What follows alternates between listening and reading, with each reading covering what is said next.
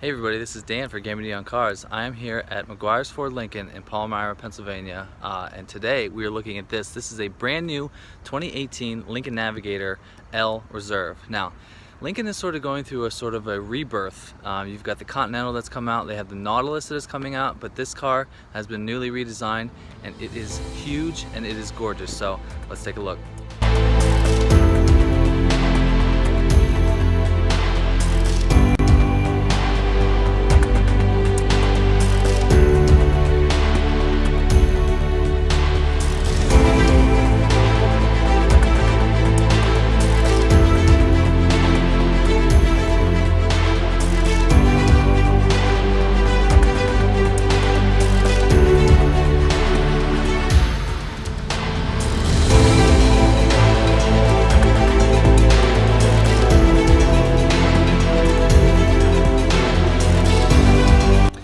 Alright, so now we're going to talk a little bit about the styling of the exterior. We're going to go on the inside. Now, the inside I think is pretty much the nicest interior of any car I've been in my entire life. I mean, it is blue, it is incredible, the materials are nice, the wood inlays are beautiful. We're going to take this thing for a short ride. I'm going to see what it's like. So let's get started. Alright, so first off we're going to talk about the exterior styling of this car, and it is absolutely beautiful. Now, look at this grille. The grille is so massive. This Lincoln badge is easily the biggest badge I've ever seen. I can't even fit my whole hand on it. You've got a little camera for the front sight there, which is nice. Now, Lincoln has done like a couple of sort of retro designs for the past few generations of the Navigator, but they sort of missed the mark a little bit. But this is an all new fresh design and it is absolutely gorgeous. I mean, just look at all the chrome and the lights. I mean, you've got the little sensors for the cameras right there on both sides, but look at the headlights. Now you've got a fog light that's down here. This is the turn signal. You've got two sort of sweeping L's there for the LEDs, and then you've got the headlights right there, which it is just a gorgeous design. I mean, there's not many new fresh ideas with cars, so this is sort of a nice sort of fresh look. You know, I like the design that sort of mimics the Lincoln logo there in the sort of pattern of the grille, but just look how big this car is. Now this is the L version, which means there's an additional 12 inches in the back. You can tell right there. The non-L would just be sort of shorter here. There you've got big huge 22-inch wheels, which they don't look like 22s just because the car is so huge. It's an interesting design. There's like a multi-spoke design that I like a little bit better.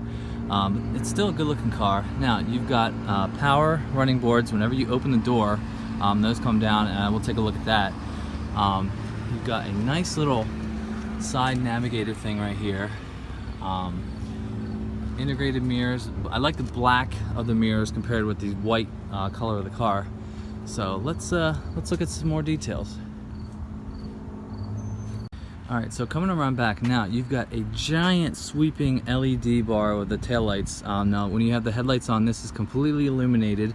I think this is the reverse light right here, and you got the turn signal right there, but very nice looking, classy, sort of elegant rear. You've got a trailer hitch here that is covered with this little cover. Like I said before, these are the exhaust tips right there. This car is more about outright luxury than performance. I mean, you definitely got the you know, balls to back it up with the engine, but it's a nice classy looking rear of the car. Now there's a way how, obviously that's a camera right there, but if you go, you can either open the entire rear, there goes the lights, that'll open up by itself, but you can also open just the glass by itself. So if I hit this button right here, that's gonna go down.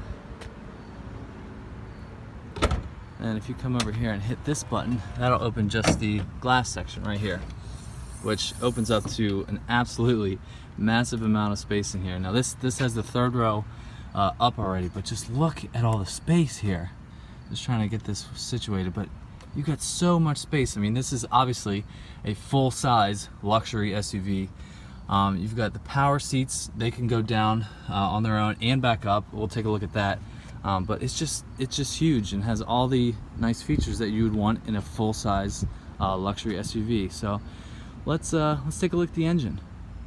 So this car has the same engine as a Ford Raptor. It's a 3.5 liter V6 twin turbo. You've got 450 horsepower. Now you definitely need 450 horsepower because this car weighs about 6,000 pounds. Obviously this is no lightweight car.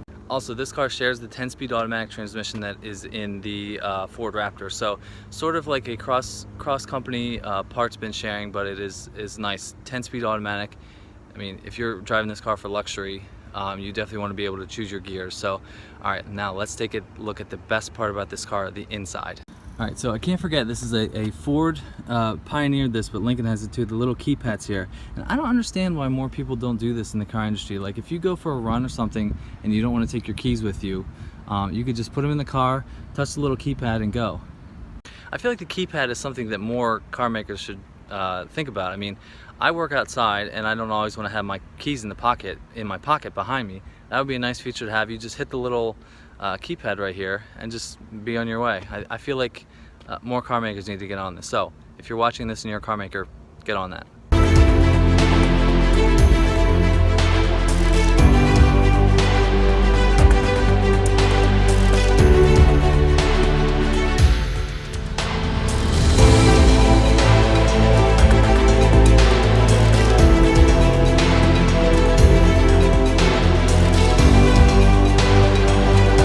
Alright, so I've switched my GoPro now just so I have more little maneuverability. So, as you walk up to the car and you open up the door, you can see the power running boards come out and they will hide back up into the car when you get back into the car. But here we go. Are you ready? This is just insane looking. Look at the interior of this car. I mean, it's got sort of a bluey gray finish interior. I'm going to step in so that noise stops beeping. Alright. Just look at the details in this car. You've got the nice white stitching. The center console is so big that there are two different armrests for people sitting here. You've got the nice wood inlay. This is a 10-inch screen to go along with a 12-inch screen, and they are both easily customizable. I mean, look at the speaker system here. I mean, why do you need such nice detail on the speaker system? You've got the Revel audio, which we're going to try out in a little bit. But look at the presence that this car has. Here's a steering wheel with a nice same wood inlay. You've got all these buttons to control everything, you know, cruise control, volume, heads-up display, the phone, voice controls, navigation, settings. I mean, there is everything. Right here you've got a wireless charging mat for your phone, two huge cup holders. This is sort of a holder of the phone too. But just look at the wood inlay on this car. It is absolutely gorgeous. You control the driving modes from right here. Now, something that is interesting about Lincoln is that they have a new way, instead of having either like a pull-down gear selector or like a stalk right here, they've got buttons now. So there's your P, R, and D. I like that. I think it's different. I mean, it's easier than putting a thing in gear. You just got the buttons here. Now this is where you control all the climate controls. You do your navigation and everything up here, obviously. And look at this screen. There's like stars slowly moving. This car has 14 miles. You see that? So you've also got paddle shifters. Go through all the gears. You got 10 gears. But just look at all the details. Look at the speaker over there. You've got the same nice wood inlay right here. I mean, this screen. I personally don't have a problem with the cars that have the screens that just look like a tacked on iPad. I mean, we look at screens every day, and I don't think they need to be integrated into the dash anymore. But I like this. I mean, this has a beautiful silver chrome finish on the outside, and behind it you still have the same inlay that goes the whole way up until here where the screen starts, and over here. I mean, just look at this. I mean, up here is a huge panoramic sunroof. So let's start this car up and talk about some more things. Okay, so I got the key in here. Look, here is the key. It's a nice Lincoln key.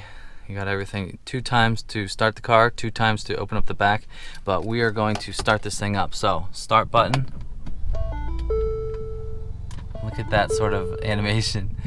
We're low on fuel, obviously. Over here is like a Mercedes thing. You can control the seat right here. Now, the customization of these seats is insane. Obviously, you've got 3 memory seats. You can change the bolsters of the seat along with... Yeah, look over here. There's 2 individual bolsters for the seat. So you can have this one higher up, you know, it's for your gas leg, and this one lower. I mean, that is just insanely customizable. So right here you've got heated seats, cooled seats. Now they've got a sort of nice red and blue finish here. Massive, massive center console. Look at that. I could fit a small child in there. But yeah, you got your, I'm sure, your disc for navigation, your cigarette control, cigarette lighter. iPhone charger basically. So now we're going to talk about some driving modes that this car has, because they have absolutely hilarious names. Okay, so if I hit this button here, drive mode, that one is called normal. It is effortless and balanced. Now if I go to another one, normal 4x4 auto, slippery, and look at the little picture that it has. It's like a nice wintry, beautiful condition. Now this deep conditions, those are the wheels that I was talking about that have a sort of nice spoke design. Deep conditions, deep snow or mud assist. Moving on, you've got slow climb, I guess if you're going up a steep hill. So that is all the driving modes, which have hilarious names. And if you go on the Lincoln website, the trim levels for this car are equally as funny named. Now if I keep going through the normal modes, normal, conserve, I guess if that's you're going trying to conserve fuel, which I am right now because I have 5.6 miles per gallon. That's pretty good.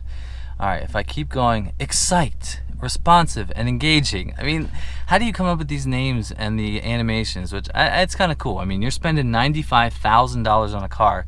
You want it to be special. Okay, so excite, responsive and engaging. So that's it. Excite, conserve, normal 4x4, slippery, deep conditions. And look at, he's losing traction. Slow climb. Those names are absolutely hilarious. So I'm just gonna move my seat back here. So yeah, if you're spending that kind of money in this car, this is a wonderful place to be. Okay, I just noticed something new. Look at all this space down here. I mean, you could put a freaking laptop down there. I mean, good Lord, you could put your, your wallet and stuff down there. I'm sure it's the same over there. I mean, look how big that is. You could literally fit like a laptop down there. I mean, what other cars can you say that with? So, all right, let's go in the back seat.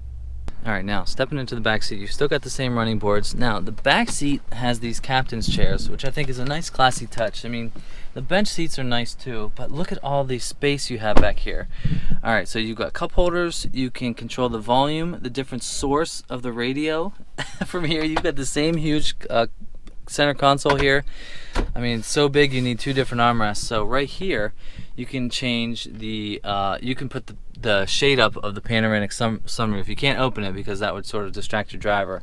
But look at this. This is where you control your audio, or this is where you control your climate controls.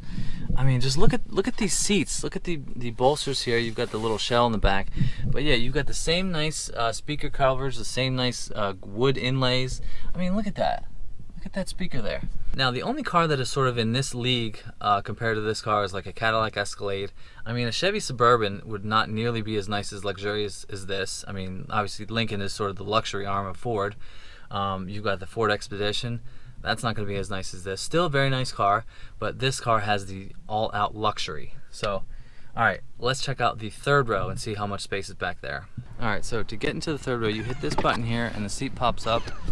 You can put your hand right here. Now I'm going to attempt to get back here. That slides up. Wow, look at that. Look at all that room. Okay, that was easy. All right, so I have to put the headrest up. So I'm in the third seat of the Navigator. It's huge. I mean, this is like as much back seat room as in my Mazda 6. So here you can put the seat back. I must have to have the car on. But yeah, you've got the seat backs here. This is perfectly fine. So if I hit this button right here, this reclines the third row. You can recline the third row seats. You can put them up. So this is completely powered. That is nice. You've got a nice little holder here, but just look how much space is in front of you. You've got everything. So if I just simply put this seat back, that went right back to where it was. I'm 6 feet tall. I got plenty of room back here. So I could travel to Florida back here, no problem. Jeez, this is so nice. You've got the same leather in the third row seats. I mean, you've obviously got car seats back here because most of your small kids will be back here. But look at all the space. You've got phone chargers, cup holders, everything. You've got everything back here that you would ever need. And even behind the third row, you've got all this space too.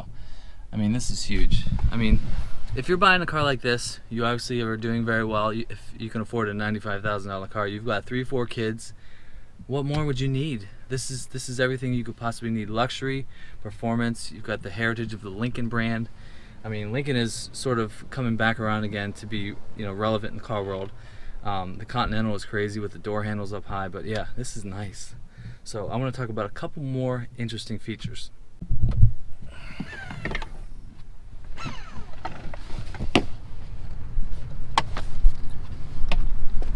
Alright, that wasn't bad. The Mini Cooper has just rolled up to this. This is the biggest car on sale compared to one of the smallest cars on sale. I feel like that Mini Cooper could fit in the third row of this car. Alright, so if you have the key in your hand and you walk up to the Navigator, the emblem will start to light up and all the lights will come on. I don't know if that is actually working correctly, but you could sort of see the lights coming on it as it flickers there, but that is sort of a cool little feature with this car.